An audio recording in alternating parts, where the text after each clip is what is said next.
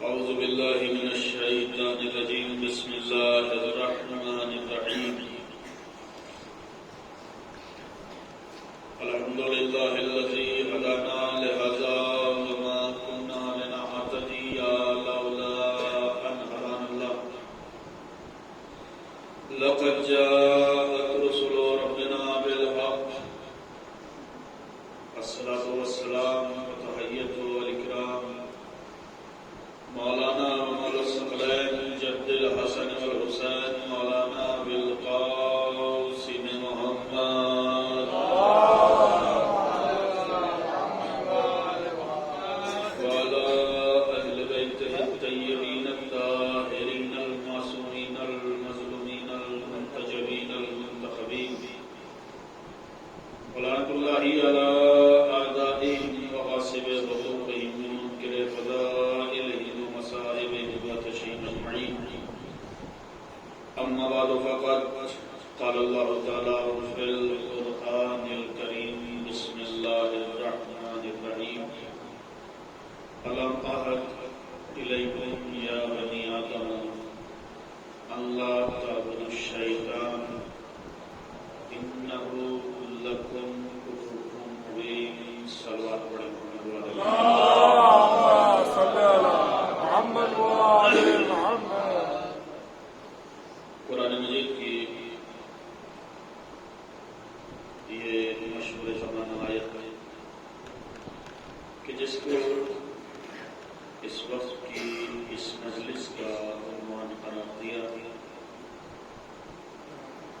ارشاد ہو رہا ہے اے بنی نو آدم اے آدم کے بیٹو تم نے میری بارگاہ یعنی رحمان کی بارگاہ سے یہ کیا ہے یہ وعدہ کیا ہے کہ ہم دنیا میں جانے کے بعد شیطان کی عبادت نہیں کریں گے اور کرنی بھی نہیں چاہیے کیونکہ شیطان تمہارا کھلا ہوا دشمن ہے لہذا وعدہ تم نے کیا ہے تو اس وعدے کو وفا کرنا یہ تمہاری ذمہ داری ہے کہ بارگاہ الہی سے وعدہ کرنے کے بعد اگر تم نے بے وفائی دکھائی تو پھر دائرہ عبادت الہی سے خارج ہو جاؤ گے.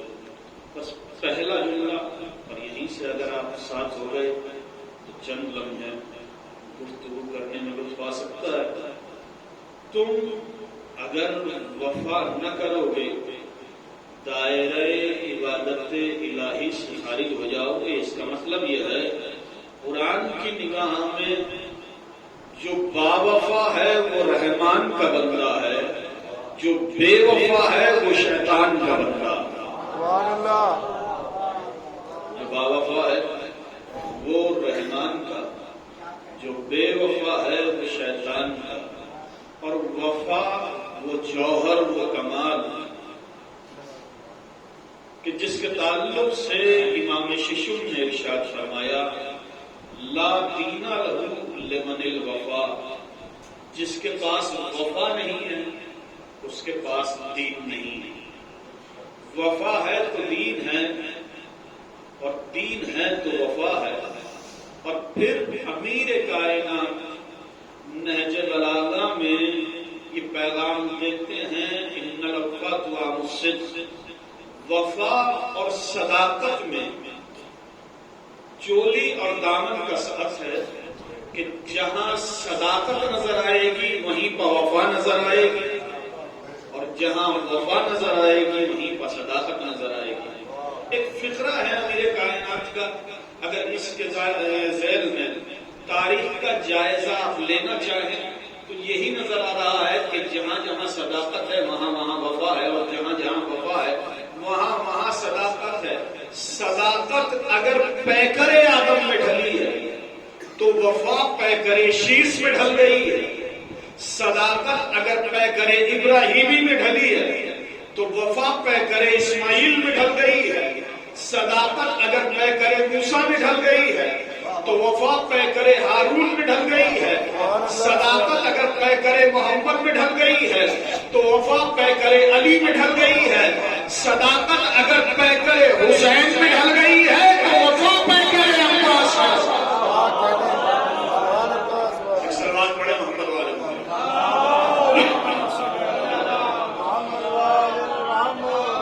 ایک اور سلوات پڑھ لیجیے.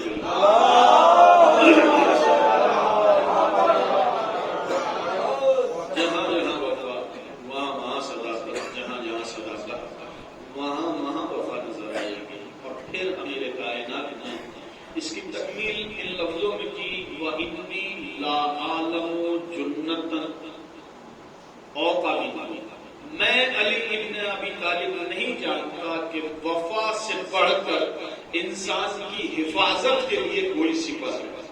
سب سے مضبوط قلعہ، سب سے مضبوط سپر اگر انسان کے پاس ہے تو وہ وفا ہے کہ جس کے ذریعے انسان حفاظت کر بھی سکتا ہے اور حفاظت دے بھی سکتا ہے. یہی وجہ ہے کہ کربلا کے لیے امیر کائنات نے کسی اور کو نہیں مانگا ہے بلکہ باوفا حضرت عباس کو مانگا ہے. ہائی عقیل سے اظہار کر رہے ہیں عقیل کوئی ایسا قبیلہ، کوئی ایسا عشیرہ تلاش کرو جو بہادر ہو، دلیر ہو، شجاع ہو، تاکہ میں اس میں شادی کروں اور شادی کے نتیجے میں ایک بیٹا پیدا ہو جو کربلا میں میرے حسین کا ناصر بنے، جو کربلا میں میرے حسین کا الفردار. عقیل نے کہا ہاں بھائی میں ایک قبیلے کو جانتا ہوں، لیکن یہاں پر علی نے جو عقیل سے کہا ہے عقیل ایک ایسا قبیلہ تلاش کرو کہ جس میں میں شادی کروں اور نتیجے میں ایک بیٹا پیدا ہو جو کربلا میں میرا حسین کا ناصر بنے. یہ عقیل کے ذریعے پیغام ہم تک پہنچایا جا رہا ہے کہ اگر نیک اور صالح اولاد چاہیے تو بچوں کے لیے ماں تلاش کرنا، اپنے لیے بیوی تلاش کرنا. بچوں کے لیے اگر ماں تلاش کی نہیں ہے تو ظاہر ہے کہ تربیت کا اثر نسلوں میں نظر آتا ہے. نسلوں کو اگر حفاظت دینی ہے، نسلوں کو اگر محفوظ کرنا ہے تو انتخاب بہتر کرنا پڑے گا. عقیل ایک ایسا قبیلہ تلاش کرو، ایک ایسا قبیلہ کہ جس قبیلے میں شادی کا نتیجے میں ایک بیٹا پیدا ہو جو کربلا میں میرے حسین کا ناصر بنے. اس فرش ادا پہ جو دعا بھی کی جاتی ہے وہ قبول ہو جاتی ہے. اگر نہیں ملی ہے تو مل جائے گی. سلوات پڑھا دو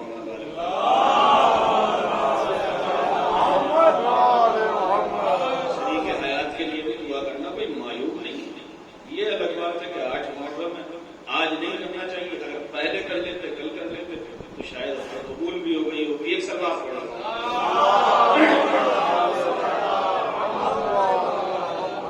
میں ایک قبیلہ جانتا ہوں جو دلیر بھی ہے، شجاع بھی ہے، بہادر بھی ہے، اور اتنا دلیر، اتنا شجاع، اتنا بہادر کہ عرب اس قبیلے کا نام اپنی تلوار پر بطور فخر و مباحات لکھتے ہیں.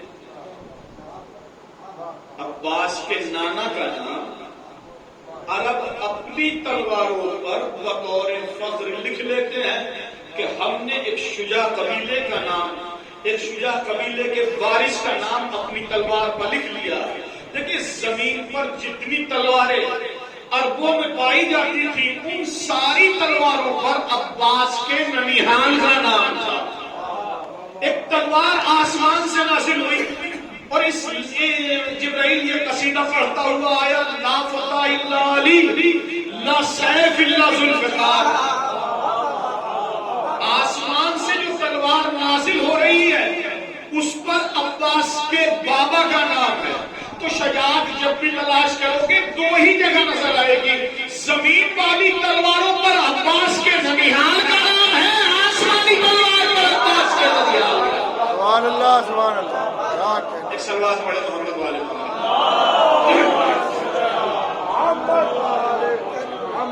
شادی ہوئی اور ام البنین جب علی کے گھر آئی تو سب سے پہلے دہلیز علی کو بوسہ دیا. بی بی یہ کیا کر رہی ہیں؟ کہ میں شروعات ہی آغاز ہی اس جذبے سے کر رہی ہوں کہ دیکھو میں اس دہلیز کی وفادار بن کر آئی. بوسہ دیا، گھر میں قدم رکھا، حسنین کو بلایا. حسنین کو بلانے کے بعد یہ کہا کہ بچوں تم اپنی ماں کی کنی سمجھنا مجھ کو، میں تمہاری خادمہ بن کر آئی، مالکت بن کر نہیں آئی. اور یہ جذبہ صرف اپنے تک نہ رکھا بلکہ اپنی اولاد میں منتقل کیا. اپنی اولاد میں منتقل کیا کہ جب عباس اس دنیا میں ظاہر ہوئے تو تربیت اس انداز میں کی ہے، تربیت اس طرح سے کی ہے کہ صرف علمبردار تلاش نہیں کیا بلکہ وفادار بھی بنایا ہے. صرف کربلا کے لیے علمدار نہیں بنایا بلکہ وفادار بھی بنایا ہے. بی بی وفادار کیوں بنا رہی ہے کہ اگر صرف علمدار ہوگا تو ممکن ہے کہ علم چھوڑ کر چلا جائے. لہذا علمداری کے ساتھ ضروری ہے کہ وفاداری بھی ہو. کیا کہنے تاکہ جان چلی جائے مگر جہاں قدم جما دے وہاں سے قدم پیچھے نہ ہٹے. ایک سب بات بڑے محمد والے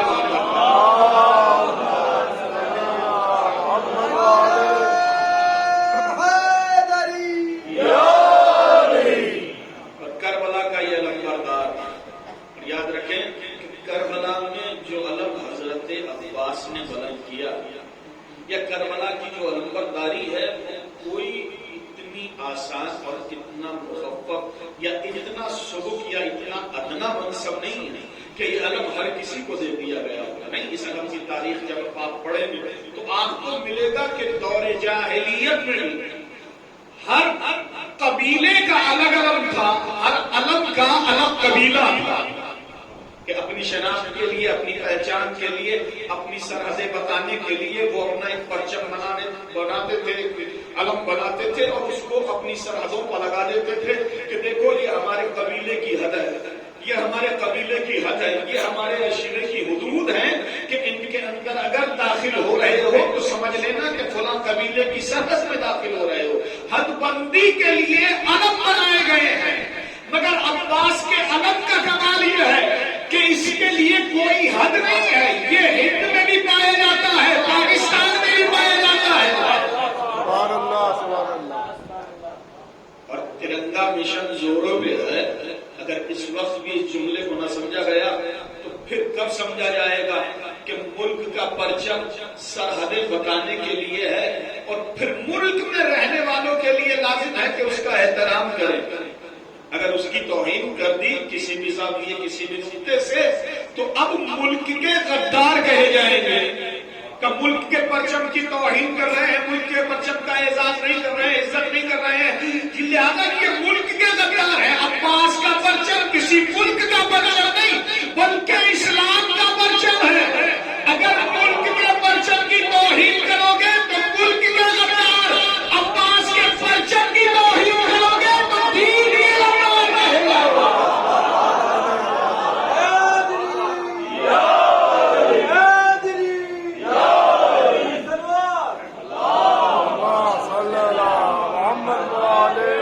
اسلام کے غدار کہے جاؤ گے چونکہ یہ پرچم جو عباس کربلا کے میدان میں اٹھائے ہوئے ہیں یہ وہ پرچم ہے کہ جب آدم کے بیٹے شیش نے قابیل کے خلاف احتجاج کرنا چاہا تو ملائکہ نازل ہوئے. کشیش اس طرح سے احتجاج نہیں ہوگا. اگر احتجاج کرنا ہی ہے تو یہ پرچم ہم تم کو دے رہے ہیں، دیکھو اس کا سفید بھرے رہا ہے، اس کو تیار کرو اور تیار کرنے کے بعد ظالم کے خلاف اٹھانا ہے، مظلوم کی حمایت میں اٹھانا ہے. دیکھیے ابھی پہلا پرچم اٹھ رہا ہے، پہلا پرچم اٹھایا جا رہا ہے. بنانے والا معصوم، اٹھانے والا معصوم. اس کا مطلب یہ ہوا کہ پرچم بنانا بھی معصوم کی سنت، پرچم اٹھانا بھی معصوم کی سنت، اور پھر پرچم علامت بن گیا ہے کہ جب بھی اٹھایا جائے گا مظلوم کی حمایت میں اٹھایا جائے گا. سبحان اللہ، سبحان اللہ. مظلوم کی حمایت میں ایک سلوات پڑھے محمد والے محمد.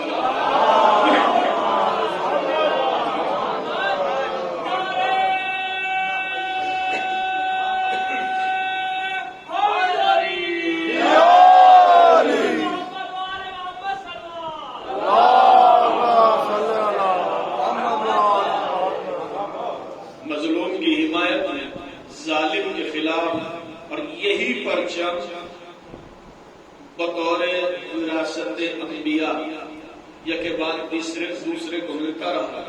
یہی پرچم نمرود کے خلاف حضرت ابراہیم نے بلند کیا ہے. یہی پرچم فرعون کے خلاف حضرت موسیٰ نے بلند کیا ہے. یہی پرچم احد کے میدان میں حمزہ نے بلند کیا ہے. یہی پرچم تبوک کے میدان میں جعفر نے بلند کیا ہے. یہی پرچم صفین کے میدان میں علی نے بلند کیا ہے. یہی پرچم کربلا کے میدان میں عباس نے اٹھایا ہے. اور یہی پرچم ہے کہ جنگ جمل کے موقع پر محمد ابن حنفیہ کو دے رہے ہیں علی، اور ساتھ میں وصیت بھی کر رہے ہیں، نصیحت بھی کر رہے ہیں. محمد ابن حنفیہ یہ پرچم دے کر تم میدان میں جا رہے ہو، دیکھو علمدار بن کر جا رہے ہو، پرچم بردار بن کر جا رہے ہو، رائے بردار بن کر جا رہے ہو، علم بردار بن کر جا رہے ہو. کہ تمہاری ذمہ داری یہ بنتی ہے تزول الجبال ولا تزل، دیکھ پہاڑ اپنی جگہ چھوڑ دے، تو اپنی جگہ سے نہ ہلنا. پہاڑ اپنی جگہ سے ہٹا ہوا نظر آئے، چونکہ تو علمدار ہے، تیرا ذمہ داری بنتی ہے. پہاڑ اپنی جگہ چھوڑ جائے، تم اپنی جگہ نہ چھوڑنا. تد فی الارض قدمک، اپنے پیروں کو زمین میں گاڑ دینا. آئے اللہ جمجمہ تک اپنے سر کو اللہ کی عاریت میں لے دینا. ارمے بسارے کا افسر قوم ہے محمد بن حنفیہ، علم بردار ہے تو تیری ذمہ داری بھی زیادہ ہے. دیکھ علم لے کر میدان میں جا رہا ہے، اب قدموں میں لرزش نہیں ہونی چاہیے، زمین میں پیروں کو گاڑ دینا. پہاڑ ہٹ جائے تم نہ ہٹنا، اپنے سر کو اپنے دانتوں کو بھینچ لینا تاکہ اگر تلوار لگے بھی تو وہ بالوں پر اپٹ کے باہر ناکام ہو جائے. اے محمد بن حنفیہ علمبردار ہے، حملہ اس طرح کا ہونا چاہیے کہ پہلی صف حملہ کرے، آخری بھاگتی ہوئی نظر آئے. پہلی صف حملہ کرو، آخری صف بھاگتی ہوئی نظر آئے. تاریخ پر عجیب فکر ہے، ورنہ جو بلاغہ سے میں نے آپ کی سماعتوں کی نظر کیا ہے کہ محمد ابن حنفیہ نے علم لیا. جب علم لے کر میدان میں آئے تو تیروں کی بارش لشکر شام کی جانب سے تیز ہونے لگی، قدم پیچھے ہٹنے لگے. علی نے حکم دیا محمد ابن حنفیہ علم بردار ہے، قدم پیچھے نہیں آنے چاہیے. محمد ابن حنفیہ نے پھر کوشش کی، پھر آگے بڑھنا چاہا، تیروں کی بارش اور تیز ہو گئی. امام نے پھر فرمایا محمد ابن حنفیہ علم بردار ہے، لشکر کی آبرو ہے، قدم پیچھے نہیں آنے چاہیے. تیسری کوشش محمد ابن حنفیہ نے کی تو تیروں کی بارش اور تیز ہو گئی، قدموں میں لرزش پیدا ہوئی. علی آگے بڑھے، آگے بڑھنے کے بعد کہا محمد ابن حنفیہ میرے سامنے آ. سامنے آن کر محمد ابن حنفیہ کھڑے ہو گئے. امام نے فرمایا محمد تو جانتا ہے کہ میدان میں کیوں آ گیا ہے؟ تو میدان میں اس وجہ سے آ گیا کہ تیری رگوں میں علی کا لہو ہے، تیرے پیروں میں لرزش اس وجہ سے ہے کہ تیری رگوں میں ماں کا دودھ بھی دوڑ رہا ہے. پیروں میں لرزش یہ تیری ماں کے دودھ کا اثر ہے، میدان میں ہے یہ علی کے خون کا اثر ہے. پھر سوچو، اندازہ لگاؤ، غور کرو، فکر کی منزل ہے یہ کہ ام البنین نے اپنے شیر میں کتنی شجاعت عباس کو پلائی کہ جس نے میدان کربلا میں ابھی قدم رکھنے کے بعد لشکر کو صرف گھورا ہے، بڑھتا ہوا لشکر وہیں پر ٹھٹک گیا. میمنہ پہ پہنچے، میمنہ پیچھے ہٹ گیا. میسرہ پہ پہنچے، میسرہ پیچھے ہٹا. قلب لشکر پہ آئے، قلب لشکر پیچھے ہٹا. اور پیچھے ہٹنے کے بعد یہ اعلان کرتا ہوا کہ دیکھو یہ وہ ہے کہ جس کی کلائیوں میں علی کا نام ہے، اگر اس کے مقابلے پر گئے تو پھر حیات تنگ ہو جائے گی. اور کسی نے یہ گستاخی کی تھی. عباس میدان میں اکیلے آ گئے ہو، ہم 9 لاکھ، تم تنے تنہا، کیا سمجھ رہے ہو ہمیں ڈرا دو گے؟ ہم ڈرنے والے نہیں ہیں. یہ جملہ ادا ہی کیا تھا. تاریخ لکھتی ہے کہ عباس کے اشہل نے ایڑ لگائی، اس طرح سے اس کے نزدیک ہوئے کہ گھوڑے کی کلوکیاں آپس میں مل گئیں. نیزہ اس کی زرہ میں ڈالا، زرہ میں ڈالنے کے بعد نیزے کے دم پہ اسے ہوا میں اچھالا، وہ ابھی ہوا میں تھا کہ اس کو تلوار کی باڑ پر رکھا، تلوار کی باڑ سے دو ہو گئے، ابھی زمین پر گرانا تھا کہ آدھا حصے کو پھر تلوار ماری، پھر اس حصے کو تلوار ماری۔ شامیوں نے دیکھا کہ عباس کے مقابلے میں جو گیا تھا گھوڑے پہ ایک تھا، زمین پر چار سے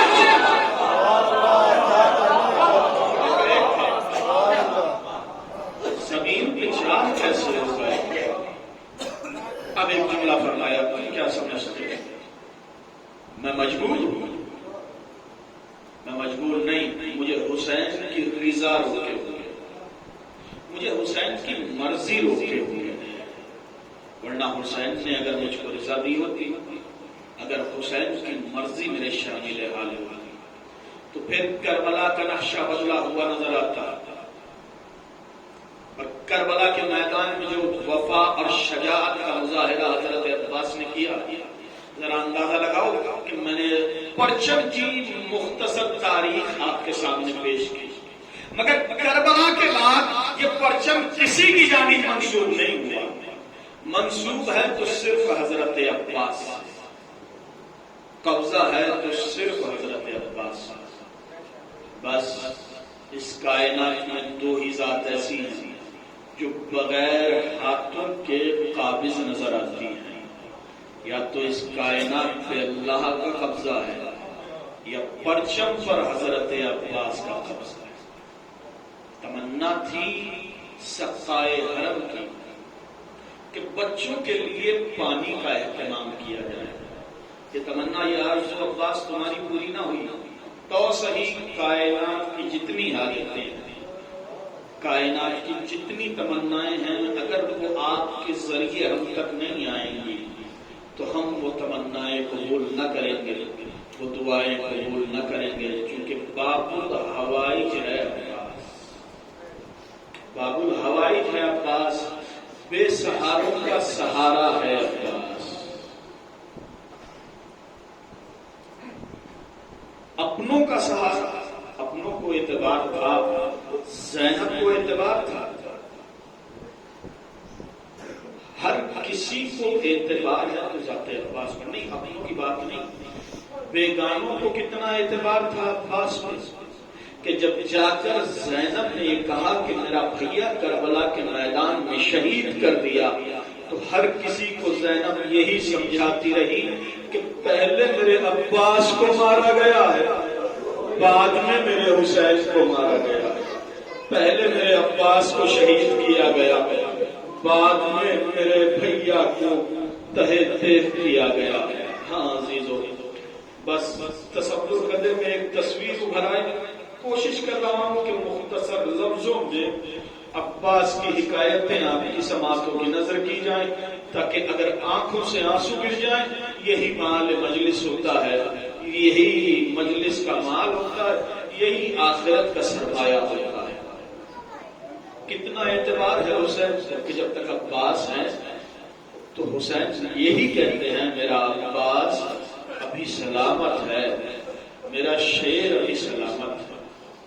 بس وہ منزل آئی کہ جب سر پر خود رکھے، تن پر زرہ ڈالے ہوئے، عباس حسین کے سامنے آ کر کھڑے ہو گئے، آقا جہاد کی اجازت دیجیے۔ حسین نے نظریں اٹھائی، نظریں اٹھانے کے بعد عباس کو دیکھا۔ عباس، کیا جنگ کا ارادہ ہے؟ کیا جہاد کا ارادہ ہے؟ کیا قتال کا ارادہ ہے؟ عباس، اگر جنگ کرنا ہی ہے تو یہ عام خود کیوں؟ بابا کا خود ہے، یہ سب فرق ہو۔ عباس، اگر جنگ کرنا ہی ہے تو یہ عام زرہ کیوں؟ اب بابا کی زرہ ہے، یہ تک پڑھا لو۔ عباس، اگر جنگ کرنا ہی ہے تو یہ عام تلوار کیوں؟ یہ بابا کی ذوالفقار ہے، یہ لے کر جاؤ۔ مگر عباس یاد رکھنا، جتنے شامی تم یہاں قتل کرو گے اتنے ہی بدلے زینب کو شام میں دینا ہوں گے۔ یہ جملہ سنا، یہ جملہ سنا، تلوار کو زمین پر ڈال دیا۔ حسین نے اجازت دی، اور کس دل سے دی مجھے نہیں معلوم، چونکہ حمید ابن مسلم کہتا ہے کہ دو موقع میں نے اپنی نگاہوں سے دیکھے کہ جہاں حسین کا آواز بلند گریا کر رہے ہیں۔ پہلا موقع وہ کہ جب علی اکبر کا جنازہ اٹھایا تو میلوں دور رہنے والے یہ کہہ رہے تھے یہ کون بوڑھا ہے جو اپنی زبان کا ماتم کر رہا ہے۔ دوسرا موقع وہ کہ جب حسین نے عباس کو اجازت دی، عباس الوداع، عباس پرچم لے کر میدان کی جانب چلے، ابھی چند گام چلے تھے کہ حسین نے دوڑ کر آغوش پھیلا لی، عباس کو باہوں میں لے لیا، ایک جملہ کہا عباس میری غربت، عباس میری تنہائی، عباس میرے بچے، عباس میری زینب، عباس میری زینب کا پردہ، عباس یہ صحرا، عباس زینب کا آسرا سوکری، عباس میرے بچوں کا سہارا کوئی نہیں، تیرے ہی سہارے میں تو زینب مدینے سے آئی تھی۔ اے عباس، کس کے سہارے پچھوڑے جا رہے ہو؟ نہ جانے کس طرح سے عباس کو اجازت ملی، آئے میدان میں۔ ذاکر نے شہادت سرکار ابوالفضل عباس پڑھی، پڑھنے کے بعد سو گیا۔ دیکھتا کیا ہے کہ خواب میں بی بی آئی ہیں اور آ کر کہہ رہی ہیں ذاکر تو نے میرے عباس کی مصیبت بیان نہیں کی۔ بی بی میں نے مکمل روایت پڑھی ہے کہ تو نے شہادت تو بیان کی ہے مگر میرے لال پر جو ظلم ہوا ہے وہ بیان نہیں کیا۔ بی بی میں نے وہ بیان کیا، میں نے مکمل روایت پڑھی، مکمل شہادت پڑھی۔ بی بی نے سوال کیا ذاکر اتنا بتا کہ جب کوئی بلندی سے گرتا ہے تو کس طرح سے گرتا ہے، کاہے کا سہارا لیتا ہے؟ بی بی بازوؤں کا سہارا بنا۔ بی بی نے کہا ذاکر میرا عباس دوڑتے ہوئے گھوڑے سے گرا ہے، کوئی سنبھالنے والا نہ تھا، سر کے بل زمین پایا، عباس کے بازو نہیں تھے، سالم اپنی اپنی تلواریں لے کر آئے، عباس کو مار کیا۔ حسین عباس کے سرانے پہنچے، عباس کے سرانے پہنچے، ہاں جو بیٹھ گئے، سر کو اٹھایا، زانو پر رکھا، آنکھ سے تیر نکالا، خون کو صاف کیا۔ ہاں آقا میری تمنا بھی یہی تھی کہ جب دنیا میں آیا تھا تو آپ کی زیارت کی تھی، اب جا رہا تھا تو میں آپ کے چہرے کی زیارت کرنا چاہ رہا تھا۔ عباس آخری تمنا پوری ہو گئی؟ بھیا میری بھی تو آخری آرزو ہے، عباس مجھے ایک مرتبہ بھائی کہہ۔ عباس نے بھائی کہا، روح قفس عنصری سے پرواز کر گئی، روح قفس عنصری سے پرواز کر گئی۔ جو ماتم کرنے